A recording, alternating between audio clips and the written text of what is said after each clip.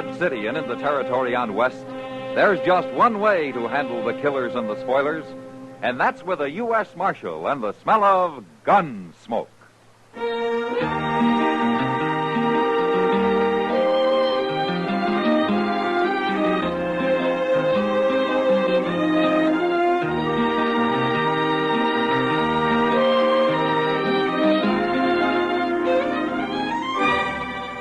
Gunsmoke, starring William Conrad. The transcribed story of the violence that moved west with young America. And the story of a man who moved with it. I'm that man, Matt Dillon, United States Marshal. The first man they look for and the last they want to meet.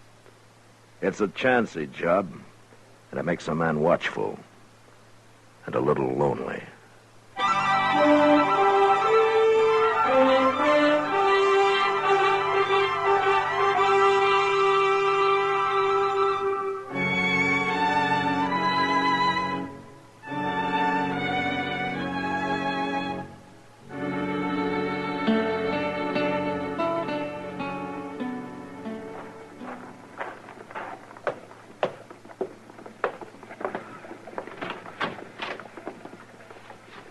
This the Marshal's office? Yeah, come in, stranger. You're Marshal Dillon? I am. My name's Egan Marshal. Emmett Egan. I'm glad to know you. It's Chester Proudfoot. How do you do? Hello? The purpose of my visit may surprise you, Marshal. Well, if it doesn't mean trouble, it sure will. I've just deposited $50,000 in the bank here. Huh? That's a lot of money, Egan. Well, it's taken me ever since the war to earn it. I've been up in Chicago, Marshal, running cattle auctions for a man named Swift, but I'm through with that now. No? I'm going to try something new. Marshal, I don't intend any insult. But if you need money, name your price. I'm afraid I don't follow you, Egan. I want your job. What? I want to be Marshal here. All right, say it out, Egan. I'm serious, Marshal. There are no tricks to this. I've been to Washington, and the War Department's endorsed my application, but they tell me there are no openings, so I came to Dodge. I thought if I can somehow persuade you to quit, maybe they'll put me on here. I think you are serious. Oh, I am. It's simple enough. I'm tired of the kind of work I was doing, and I want to try this. Something exciting. Oh, I see. What would you advise me to do, Marshal? Go back to Chicago. You're a lot safer there. You think I'm not qualified to be a lawman? Well, you're wearing a gun. Well, I'm accustomed to authority, Marshal. I was a major under General McClellan. Took my first bullet in the Chickahominy in '62.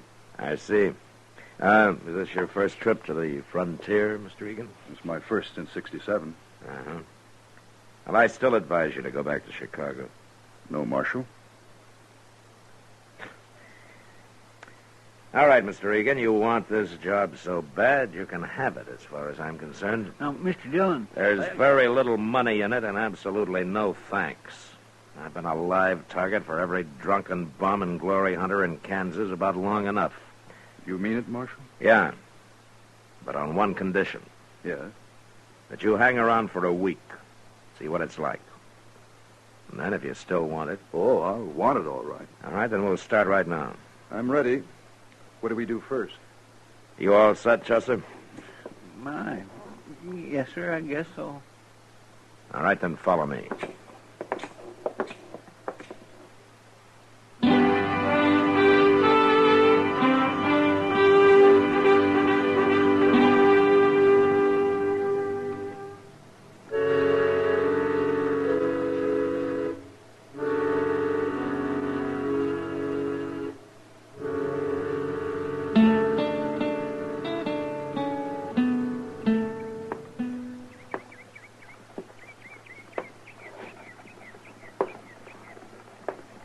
My gracious, why don't you sit down and rest a spell, Mr. Egan? No, thanks. He's going to wear himself out walking up and down that way. Yeah. You got a match, Chester. Sure, Red. Here. Oh, thanks.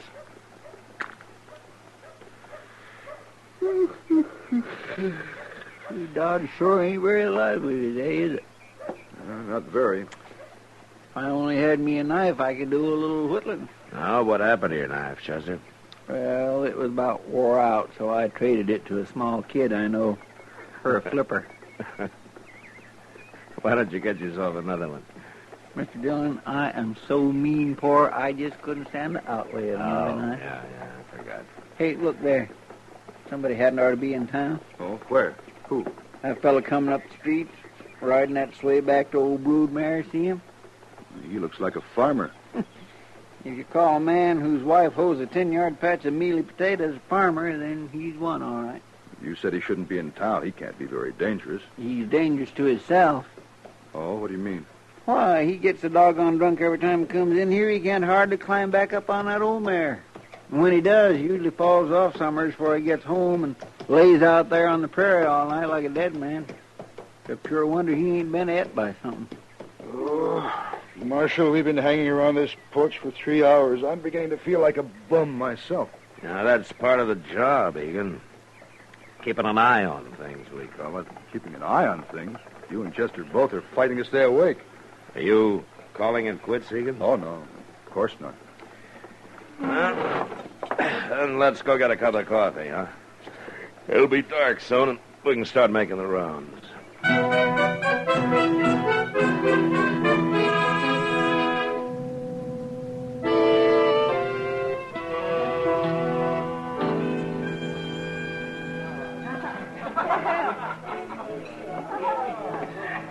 What's the name of this place, Marshal? It's called the Long Branch. Oh, here comes somebody you ought to know. Evening, Mac. Oh, Kitty. How long you been sitting here? No, not long. Kitty, this is Emmett Egan. How do you do, Miss Kitty? Mr. Egan? Why don't you sit down? Uh-huh. I hear you may be our new marshal. What? Now, how in the world... Well, Chester was in a while ago. It's true, isn't it? Well, it isn't exactly settled yet, Miss Kitty. But you want the job. Yes. Why? Well, let's say I was bored with what I was doing. Sure. That's happened to a lot of ex-soldiers. They can't stand peacetime. Me in particular, I guess. Why don't you re-enlist? The cavalry keeps busy out here. I tried that, Miss Kitty. You did? Back in 67. 67? Mm-hmm. Oh, yeah. The Cheyenne and the Sioux were real active that year, weren't they? Yes, they were, but not where the cavalry was. Wait a minute. Were you with General Hancock? That's right, Marshal. We took to the field for 4 months. We marched and counter-marched all over this country, and then we returned to Fort Harker. Well, what was wrong with that? All we did was burn one empty village, kill 2 young Cheyenne braves, both of whom we later found out were friendly. It took 1,100 men to do that. Oh. Dillon, Yeah, what is it, Chester? I don't know for sure, but I hear there's some kind of trouble down at Moss Grimmick's stable. Well, No? it's about time something happened around here. Yeah. Now, don't forget, Egan. When it does, somebody usually dies.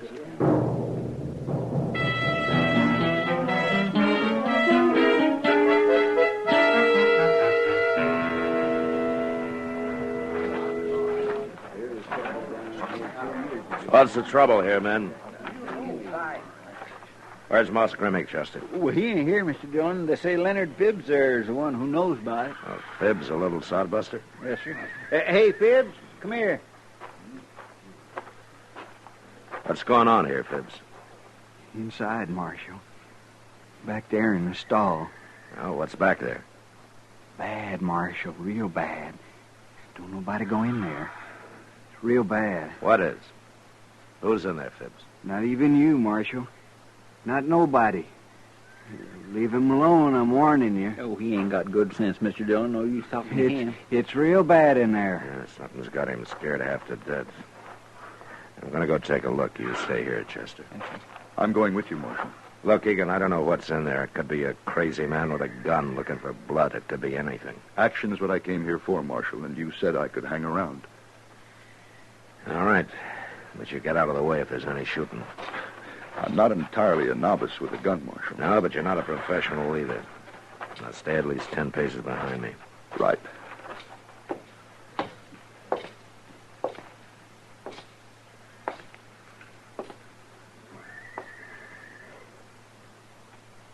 see anything? No.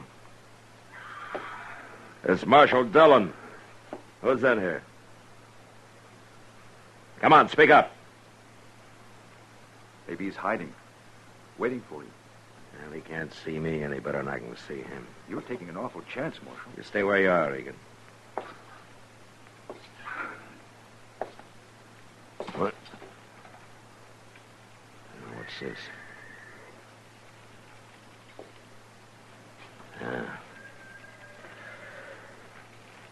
Chester, bring a lantern.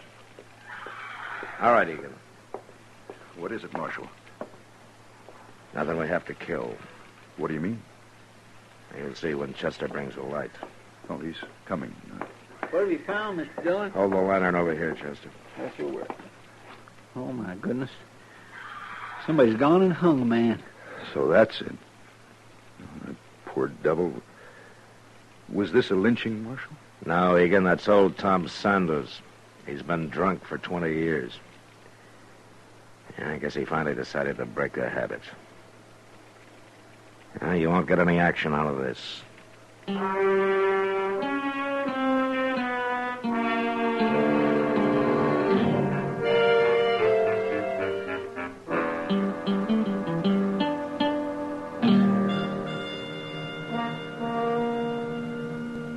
Well, Egan, it's been nearly a week.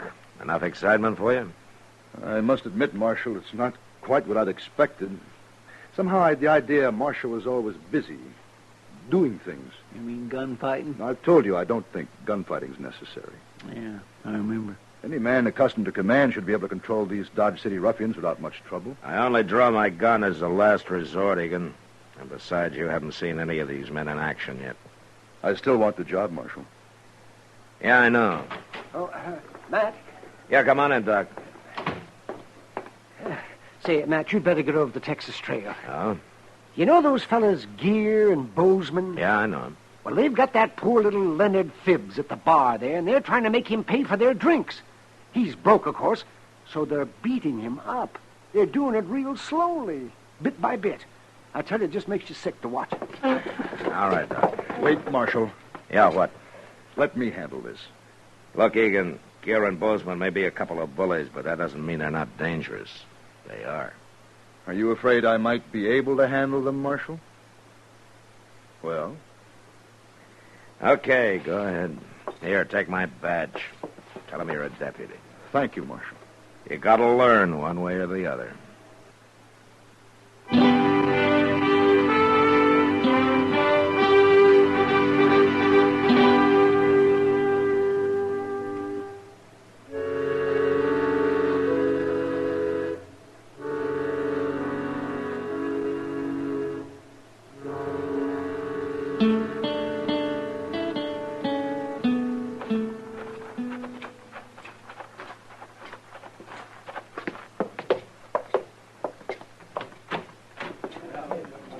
Come on, Chester.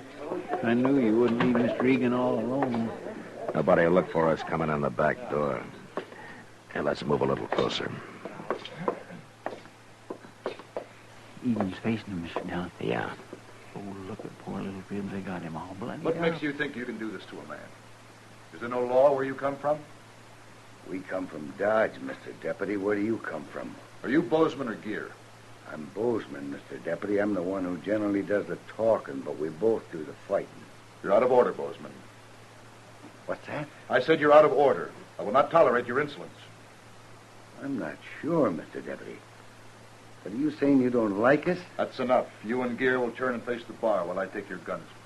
You're the most doggone foolish man I ever saw, Mr. Deputy. Do as I say. Why? Because you're wearing a badge? That's reason enough. Now, Mr. Deputy, that may be reason enough for There'll you. be no shooting. I'm ordering you to face the bar. I guess there's no use talking to you, Mr. Deputy. I'll take him along here. He's going. Hold it, Bozeman! All right, that's enough.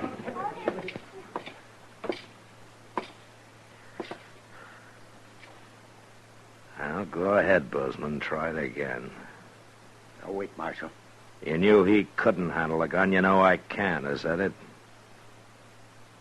Your gun against two of us? Quit talking, Bozeman. Don't try it, Gear. All right, then do as my deputy told you. Face the bar. Sure, Marshal.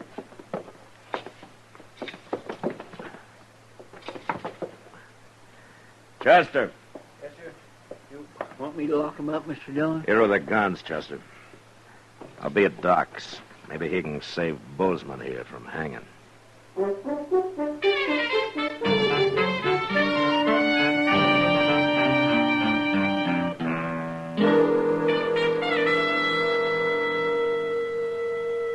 Yeah, it's getting light out, Doc. It generally does this time of morning. Yeah, but I'm not generally sitting up waiting for a man to die. He isn't going to die, Matt. Well, I saw what that bullet did to him. You feel guilty, don't you, Matt? Wouldn't you, Doc? Yes, I guess I would. Doc? What? Well, he's conscious.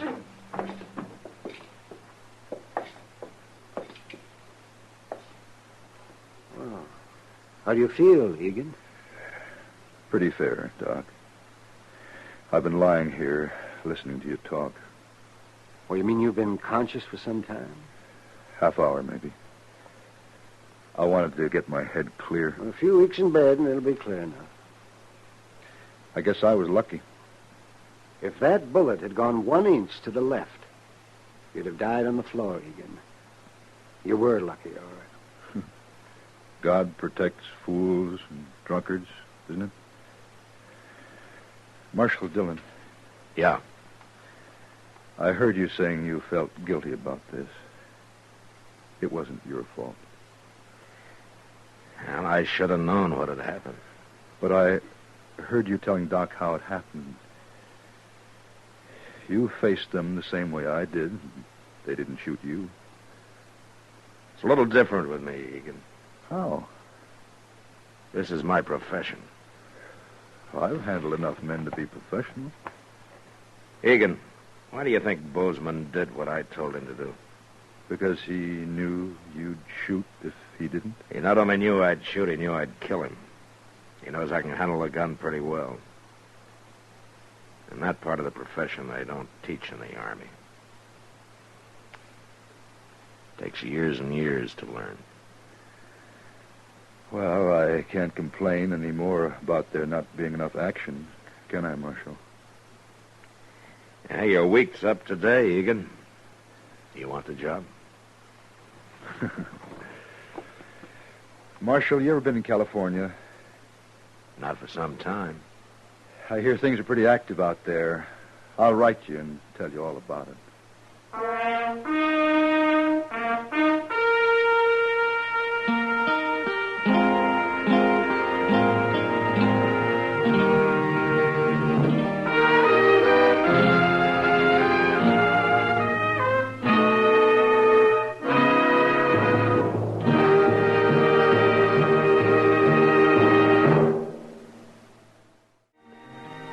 Gunsmoke, produced and directed by Norman McDonald, stars William Conrad as Matt Dillon, U.S. Marshal. Our story was specially written for Gunsmoke by John Meston, with music composed and conducted by Rex Corey. Sound patterns by Tom Hanley and Bill James. Featured in the cast were John Daner, James Nusser, and Harry Bartell. Parley Bear is Chester, Howard McNear is Doc, and Georgia Ellis is Kitty.